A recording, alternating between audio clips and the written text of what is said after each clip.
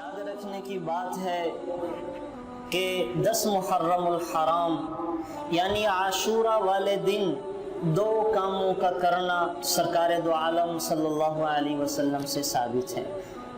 ان 2 کاموں کے سوا اور کوئی عمل آپ علیہ السلام سے اس کا ثبوت نہیں ملتا۔ تو 2 کام ہیں، ایک عاشورہ کے روزے ہیں اور دوسرا کام وہ اپنے گھر والوں پہ اپنی وسعت اور بساط کے مطابق خرچ کرنا ہے کہ دونوں چیزوں کی آپ علیہ السلام نے بڑی فضیلتیں بتائی ہیں اور بڑے ہی فضائل آئے ہیں۔ ایک چیز اور ذہن میں رکھیں کہ عاشورہ کا دن آتے ہی یا 10 محرم الحرام کا نام سنتے ہی ہم سب کے ذہنوں میں حضرت امام حسین رضی اللہ تعالیٰ عنہ کی شہادت کا واقعہ وہ سامنے آتا ہے، اور ہم سمجھتے ہیں کہ عاشورہ کے دن کے جتنے بھی فضائل ہیں، محرم الحرام کے جتنے بھی فضائل ہیں، وہ سارے حضرت امام حسین کی شہادت کی وجہ سے ہیں۔ حالانکہ معاملہ ایسے نہیں ہے۔ حضرت امام حسین اور اہل بیت کی شہادت نے تو اس دن کو 4 چاند لگائے ہیں، عاشورہ کے دن کو 4 چاند لگا دیے، لیکن حقیقت میں عاشورہ کا دن اور محرم الحرام کا مہینہ یہ ہمیشہ سے محترم رہا ہے۔ عاشورہ کے دن کو تو عاشورہ 10 وجوہات 10 تاریخ انسانی کے بڑے بڑے واقعات کی وجہ سے کہا جاتا ہے، اور عاشورہ کا دن اور محرم الحرام کا دن یہ ہمیشہ سے محترم ہے۔ اللہ تعالیٰ قرآن کریم میں فرما رہے ہیں اعوذ باللہ من الشیطان الرجیم ان عدت الشہور عند اللہ 12 شہرا فی کتاب اللہ یوم خلق السماوات والارض منها 4 حرم، 4 مہینے حرمت والے ہیں، 4 مہینے احترام والے ہیں، ان میں سے ایک مہینہ وہ محرم کا ہے۔ محرم کا مہینہ ہمیشہ سے حرام احترام والا رہا، محترم رہا۔ قل قتال فیہ کبیر، اس میں تو لڑائی جھگڑے کرنا بھی اللہ تعالیٰ نے اجازت نہیں دی، تو یہ ہمیشہ سے محترم ہے۔ اس کے محترم ہونے کی وجہ کیا ہے کہ اللہ تعالیٰ نے آسمان سے جو پہلی بارش اتاری ہے وہ عاشورہ کے دن اتاری ہے۔ 10 محرم الحرام کو باران رحمت برسی ہے، اور اسی دن اللہ تعالیٰ قیامت کو قائم کریں گے، اور اسی 10 محرم الحرام کے دن قریش مکہ وہ غلاف کعبہ کو تبدیل کیا کرتے تھے۔ غلاف کعبہ ہمارے ہاں بھی آج کل تبدیلی ہوتی ہے، اور مشرکین مکہ زمانہ جاہلیت میں بھی اس کے غلاف کو عاشورہ کے دن تبدیل کیا کرتے تھے۔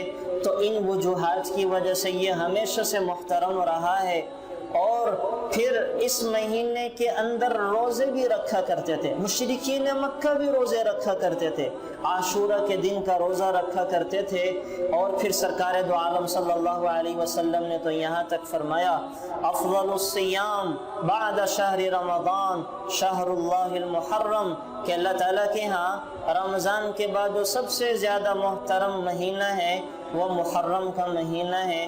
اور پھر سرکار دو عالم صلی اللہ علیہ وسلم نے فرمایا محرم کے ہر دن کا روزہ وہ 30 دن کے روزوں کے برابر ہے۔ محرم کے ہر دن کا روزہ اللہ اس کا ثواب وہ 30 دن کے روزوں کے برابر عطا فرماتے ہیں۔ تو یوں محترم ٹھہرا۔ اب محرم کے مہینے میں عام طور پہ یہ ہم سمجھتے ہیں کہ عاشورہ کے دنوں کے روزے رکھے جائیں، جبکہ روایات سے پتہ چلتا ہے کہ پورے مہینے میں جب بھی روزہ رکھیں گے، جس دن بھی روزہ رکھیں گے، تو ہر روزے کے بدلے میں اللہ تعالیٰ 30 روزوں کا ثواب عطا فرمائیں گے۔ اور پھر 2 کام جو میں نے ذکر کیے ہیں وہ ایک تو بطور خاص عاشورہ کے روزے ہیں۔ عاشورہ کے روزے، عاشورہ کا جو روزہ تھا 10 محرم الحرام کا، یہ پہلے فرض تھا، اور جب رمضان کے روزے اللہ تعالیٰ نے اتارے ہیں تو عاشورہ کے روزے کی فرضیت منسوخ ہو گئی، لیکن سنیت اور استحباب اب بھی باقی ہے۔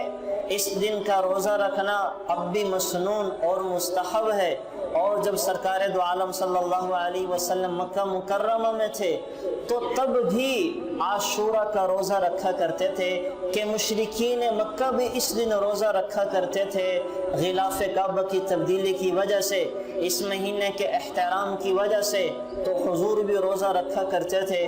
اور جب مدینہ منورہ میں تشریف لے کے آئے ہیں تو آپ علیہ السلام نے کیا دیکھا کہ یہود نے عاشورہ کے دن کا روزہ رکھا ہوا ہے، یہودیوں نے عاشورہ کے دن کا روزہ رکھا ہوا تھا۔ آپ علیہ السلام نے سوال کیا کہ تم عاشورہ کا روزہ کیوں رکھتے ہو؟ کہنے لگے کہ آج کے دن اللہ تعالیٰ نے موسیٰ علیہ السلام اور ان کی قوم کو فرعون اور فرعونیوں سے نجات عطا کی تھی، تو ہم بطور شکرانہ عاشورہ کے دن کا روزہ رکھتے ہیں۔ تو آپ علیہ السلام نے فرمایا موسیٰ تو ہمارے بھائی ہیں، وَنَحْنُ أَحَقُّ بِذَلِكَ، ہم اس کے زیادہ حقدار ہیں کہ عاشورہ کے دن کا روزہ رکھیں۔ تو آپ علیہ السلام نے قریب کی بستیوں میں صحابہ کو بھیجا اور یہ پیغام دے کے بھیجا کہ جن لوگوں نے ابھی تک کچھ کھایا پیا نہیں ہے وہ روزے کی نیت کر لیں اور عاشورہ کا روزہ رکھا جائے گا۔ پھر صحابہ کرام نے آپ علیہ السلام سے کہا کچھ عرصے کے بعد، یا رسول اللہ صلی اللہ علیہ وسلم، عاشورہ کے دن تو یہود روزہ رکھتے ہیں، تو ہماری یہودیوں کے ساتھ مشابہت نہیں ہو جاتی؟ تو آپ علیہ السلام نے فرمایا ہم اگلے سال انشاءاللہ 9 کا روزہ رکھیں گے، ہم اگلے سال 9 کا روزہ رکھیں گے۔ تو علماء نے لکھا ہے، اب اس کا مطلب یہ ہے انور شاہ کاشمیری رحمۃ اللہ علیہ جو امام اعظم ابو حنیفہ ہند کے نام سے مشہور ہیں، انور شاہ کاشمیری رحمۃ اللہ علیہ، یہ فرماتے ہیں اس کے 3 مطلب ہیں، عاشورہ کے دن کے روزے کے 3 مطلب ہیں، اس کی 3 کیفیات ہیں کہ انسان 9 کا روزہ رکھے، 10 کا روزہ رکھے، 11 کا روزہ رکھے۔ 3 روزوں کا رکھنا یہ زیادہ افضل اور مستحب ہے۔ اگر کوئی شخص یہ نہیں کر سکتا، 3 روزے نہیں رکھ سکتا، تو اس سے جو کم درجے کا مستحب ہے وہ کر لے۔ وہ کیا ہے؟ 9 اور 10 کا روزہ رکھے، 9 اور 10 کا روزہ رکھے، یا 10 اور 11 کا روزہ رکھے، 2 روزے اکٹھے رکھے۔ یہ ان 3 سے کم درجے کا افضل ہے، کم درجے کا مستحب ہے۔ اور اگر کوئی شخص یہ بھی نہیں کر سکتا کہ نہ 3 رکھ سکتا نہ 2 رکھ سکتا، تو ایک ہی رکھ لے 10 محرم الحرام کا، کہ سرکار دو عالم صلی اللہ علیہ وسلم نے 1 روزہ رکھا ہے۔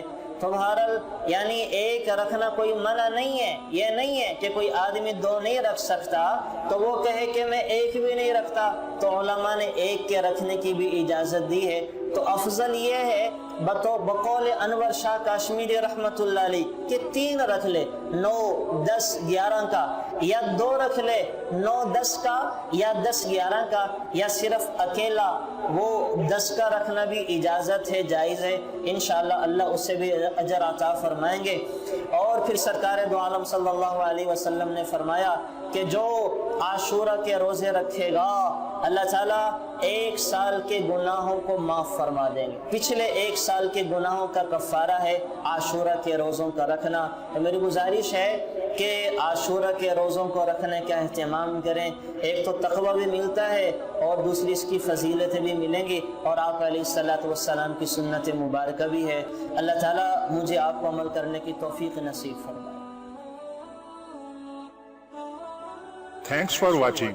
Please subscribe, like, share Mufti Sufyan.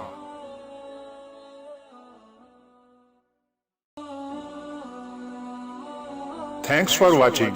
Please subscribe, like, share Mufti Sufyan.